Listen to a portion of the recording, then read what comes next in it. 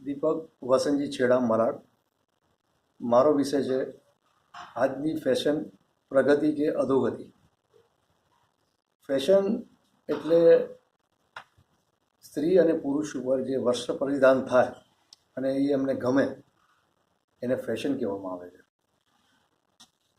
Fashion શબ્દ ભારત વર્ષમાં છેલ્લા 10-15 વર્ષથી પ્રચલિત થયો છે, પણ તમે યુરોપ અથવા આખા વિશ્વમાં જ્યારે જશો ત્યારે એક આ મોટો વ્યવસાય બની ચૂક્યો છે. ભારતની સાંસ્કૃતિકતા અને વિવિધતા તમે ભૂતકાળમાં જોશો તો રાજા મહારાજાઓ, રજવાડાઓ જે વસ્ત્ર પરિધાન કરતા હતા તેની વેલ્યુઝ આજના જમાનામાં થઈ રહી છે.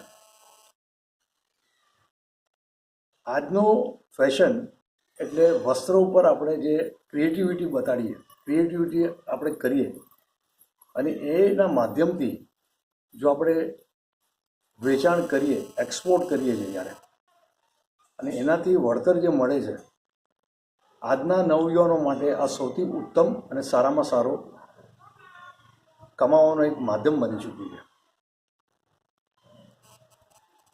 ભારતની સરકારે એટલે દરેક યુનિવર્સિટીમાં ફેશન માટેનો એક સેપરેટ કોર્સ કરવામાં આવે એવી વ્યવસ્થા કરવામાં આવી છે.